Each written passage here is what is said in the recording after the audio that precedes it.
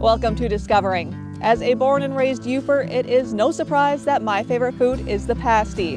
What is more surprising though, in the 7 years that I've been producing this program, I have yet to do a pasty story. And tonight, that's about to change, because I'm at Laurie's in Ishpeming.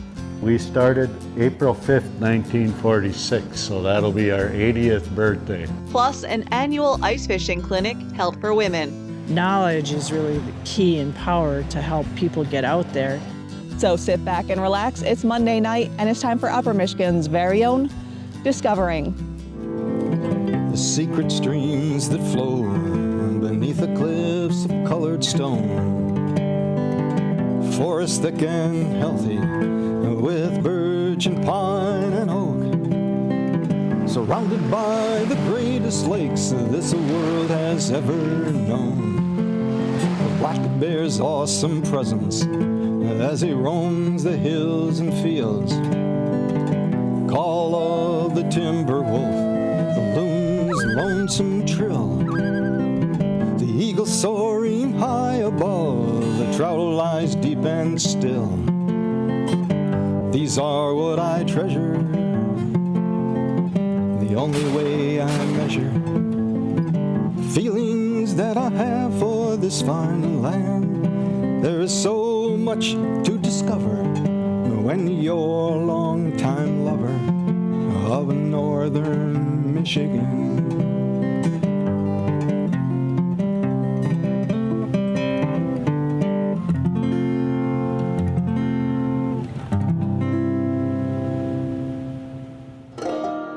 The pasty, a culinary staple and top of the food pyramid here in the UP since the 1840s, when miners from Cornwall immigrated to help develop the iron ore and copper mines and brought the handheld meat and potato pie with them. The traditional Cornish pasty, made from chipped beef, potatoes, rutabagas, and onions, was adopted by Finnish and Italian miners, and by the mid-20th century, it had become a UP-wide local cuisine. It's said that the only thing that is constant is change, but almost 2 centuries after the Cornish pasty arrived on our Great Lakes shores, it hasn't changed. That's the UP for you, eh? One pasty shop has served the same traditional Cornish pasty with the same family recipe, just like Grandma made it, for 80 years. Laurie's in Ishpeming. Everything is, they say, done by hand. It's all, Mimi taught us how to make them, and we pretty much stuck to it. Haven't changed anything as far as the pasties and the recipe goes. Mike Laurie is the 3rd generation owner. His grandmother, Madeline Laurie, started the business in 1946. We all called her Mimi, which is French for grandmother. And they were building US 41 at the time, and she was in Diorite in Snowville. And that's where the first cafe was actually open, was Madeline's Cafe. And when they were making lunches for the construction workers, they started making pasties 1 day a week. And these were the first pasties commercially available on a regular basis and sold for 30 cents a piece. Mike and his staff showed me how they're made. Start out with just the meat. We grind all our own meat and stuff. We buy that in bulk, right from the wholesale markets, and we cut it ourselves here, cut and grind it and prep it. Then the secret blend of seasonings and mix some more.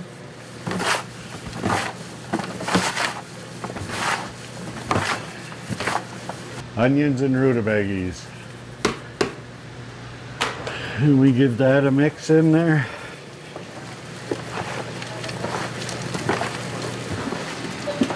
Once we get that all mixed up, then come the potatoes. A little more spice. And I'm gonna mix that all up. This will make about approximately 50 small pasties to 12 ounce, or about 30 large. And we'll do anywhere from 3 to, well, in the middle of the summer we can do a dozen batches like this. every day. So yeah, we make lots of them. And you mix and mix and mix and mix till you get it all done. When it looks like this, it's ready to go. The crust is what makes or breaks a pasty.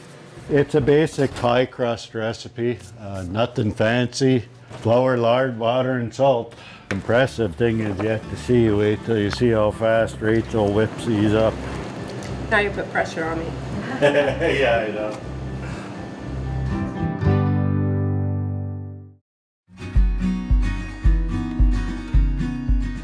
I started rolling pasties when I was too short to reach a table. I had to stand on a milk crate with my grandma. That's when I learned how to make them. Probably 6, 7 years old, I suppose. Grandma would take us kids in on the weekends when we weren't in school. We'd make our pasties and bring them home to Grandpa Jim, show them off to him. Over the years, the business name changed to include the word pasties, and the location changed. 1955, they moved into this building. This building was actually Nick Joseph built it. It was the first Joseph's grocery store. When his grandparents retired, Mike's parents took over the business. Yeah, the entire family has worked here for years. My mother and father. And in 2006, Mike bought the Ishpeming location from his mom. My mother, she started working in here when she was 18 years old and 17 maybe. Then married the boss shortly after. Had us 3 kids by the time she was 21. And then worked the next 40 years in this kitchen, basically. So that's my mother there, and that's her mother. Madeline's not in this one, it's my cousin Susie. This one here is my father. Right about the time they opened this place, 57 I would guess. I always tease them because the pasties, they look burnt on them. The rolls on them look really dark. And how would you get away with that? By the late 50s, the Lorries were selling upwards of 25,000 pasties a year. Last year we sold well over 50,000 pasties. That's not counting any of the like mine orders or orders that we do for the school. Those are all over and above. That's just retail filling orders as they come in. How many do you make in a day? Like right now in the winter, so I would say maybe like 150 to 200. In the summer, I don't know, it could be anywhere up to 1,000. June, July, August are our 3 biggest months of the year. We'll do more business in those 3 months than the other 9 months of the year. And all those numbers don't include the mini pasties. Rach gets nervous if we don't have 100 dozen in the freezer. You'll just all of a sudden get an order for 30 dozen or... This was a bet that Jennifer Granholm had with Arnold Schwarzenegger when he was the governor in California. They had a bet on the Lakers and Pistons in the playoffs. So there's Arn, he's holding one of our pasties. Just last week, Lorries of Ishpeming was voted Best Pasty by the Mining Journal for 2025.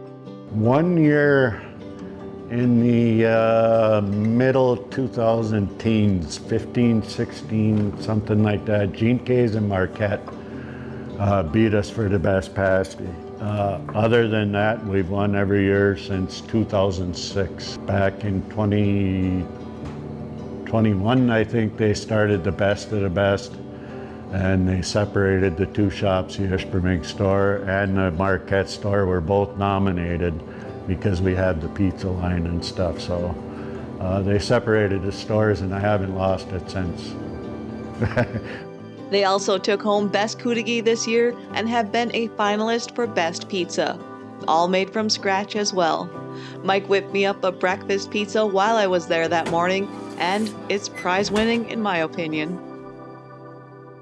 Big reason why I'm as successful as I am. is the people at work. You know, you can't make a good product with bad people. So hats off to the employees and the people that keep me going up here, because without them, there's no way I could keep up, you know. When you can fold a pasty in 7 seconds like Rachel can, it makes it easy to keep up. She's been here for 37 years. She started when she was 14, so she's almost Lori just by the amount of time she's been here. Every small business owner in the world needs a Rachel to take care of them and keep things running smooth for us. So Rachel, how many pasties have you made in your Oh lifetime my now? goodness. Millions. I don't even know between these and the minis. I Yeah. couldn't even guess. No, millions and millions. As to how Mike prefers to eat his pasty, he's the same as me. I like mine plain. I've always been that way. Lots of people, it's a big debate, ketchup or gravy. Gravy's kind of a funny word here in the UP. There's not too many that like gravy up here, but a lot of the tourists that come in the summer ask for it. If you have a hankering for the UP's original fast food, Lori's is open 7 days a week from 7 a.m. to 10 p.m., which is really rare these days. Oh yeah, we're open 362 days a year. We close down on Thanksgiving, Christmas, and Easter. Other than that, we're open. Whether the power's out or there's 4 feet of snow, we're still open. We find a way to get up here, and if the power's out, we have gas ovens and flashlights, so we'll fix you up. We'll feed you. And while we're on the food theme, Brian Whitens is back with a new recipe for all those walleye you might have pulled out of the ice. Hey, Brian here, Cooking Wild Seasonings. For dinner, fish tacos, beer battered deep fried walleye with pear, apple salsa, and an avocado lime cream sauce. It's gonna be tasty. Well, we'll start by whipping up some avocado lime sauce. Pretty simple. Sour cream, half of an avocado, we'll save the other half for later, and squeeze a couple limes. And we'll sweeten it up with a little bit of honey, some garlic powder, and away we go. Quick taste and a little more honey. Just right. Now some pear apple salsa. Start out with some tomatoes and some onions.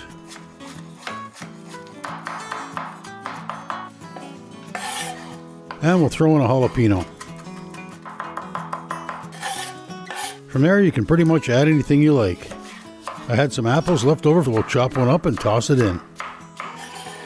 I typically make a mango salsa for fish tacos, but the mangoes weren't ripe enough and the pears were on sale, so today it's pears. Seasoning, pretty simple. Cumin, salt, and pepper. A little more tomato. And some honey. And a little more salt.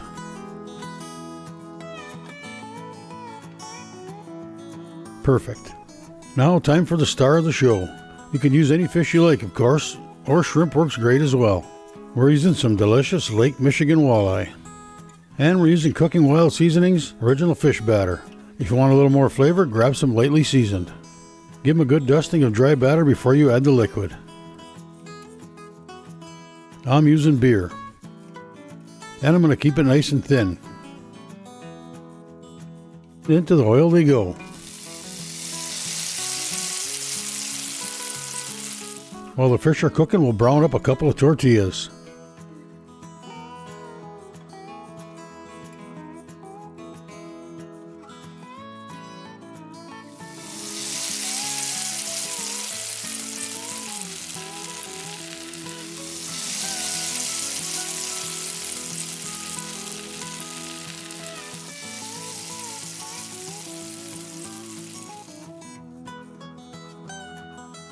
Time to make some fish tacos. A little avocado lime, our deep fried beer battered walleye,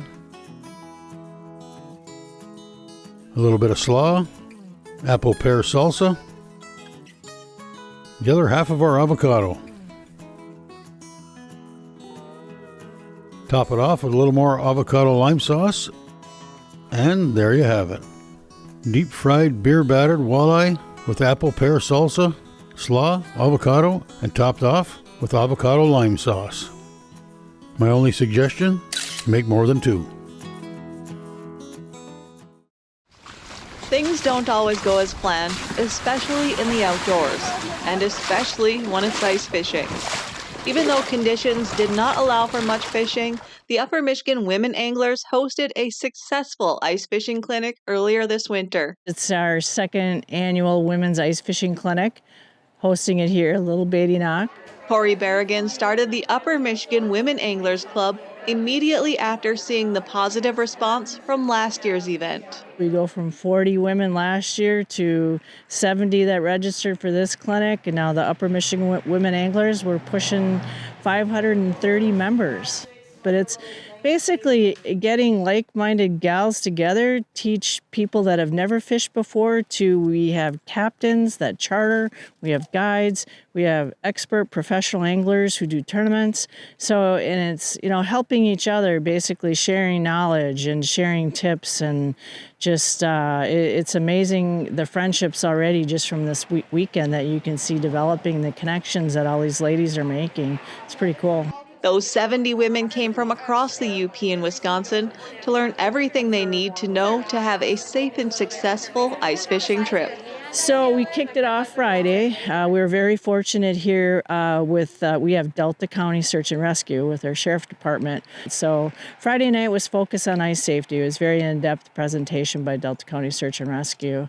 The whole weekend is about education and helping everybody, and knowledge is really the key and power to help people get out there.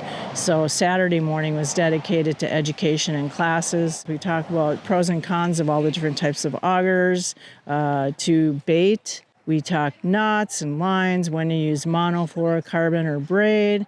We taught gals that just bought their first rods how to attach a lure, how to rig your tip-ups. And then we talked about biology and how lakes turn over, and talked what happens to a lake in the winter, how to target your fish in the wintertime.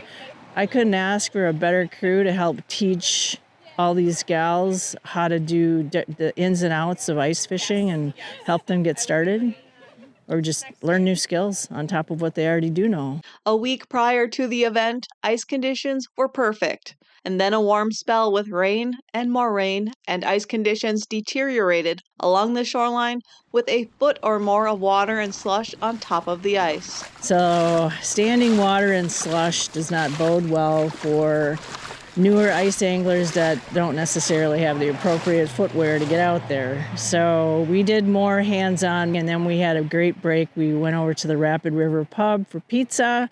Rapid River donated pizzas, and also Bonnie from Jack's Restaurant in Rapid River. So it was a really cool community effort. Had a great lunch, and then some of the gals actually went out on the ice that had the gear, went fishing, and some of us went back to the Brampton Town Hall and did more hands-on classes.